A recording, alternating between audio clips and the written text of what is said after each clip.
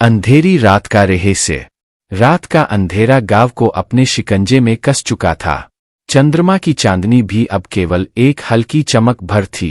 गांव के निवासी राजा और उसकी पत्नी रमा अपने घर में आराम कर रहे थे। अचानक एक अजीब सी आवाज सुनाई दी। क्या वह खड़खड़ाहट थी? राजा ने चौंक कर पूछा।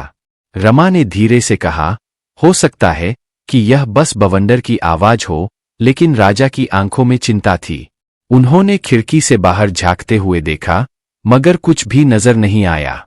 आधी रात को दरवाजे पर एक जोर की धड़कन सुनाई दी।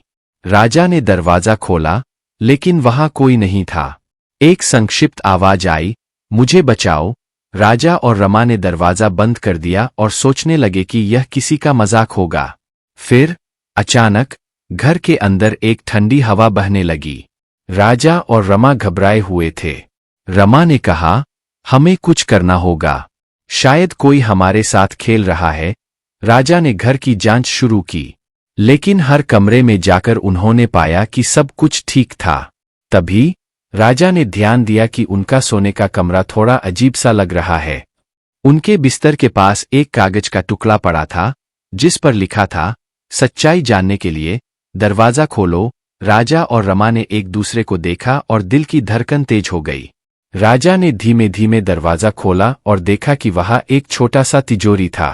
तिजोरी के भीतर एक पुराना संदूक रखा हुआ था। संदूक को खोला तो उसमें एक चिट मिली, जिस पर लिखा था, सच्ची किस्मत और धन की चाबी तुम्हारे विश्वास में छुपी है। राजा और रमा ने अंततः समझा कि यह एक रहस्यमय खेल था, जिसे किसी ने उनकी साहसिकता की परीक्षा के लिए तैयार किया था। उन्होंने एक दूसरे की ओर देखा और मुस्कराए। हमने अपनी हिम्मत से इस रहस्य को हल कर लिया, राजा ने कहा। रमा ने सिर झुकाकर उत्तर दिया, हाँ, और अब हमें समझ में आया कि सच्ची कुंजी हमारे विश्वास में ही छुपी है। रात का अंधेरा अब समाप्त हो चुका था।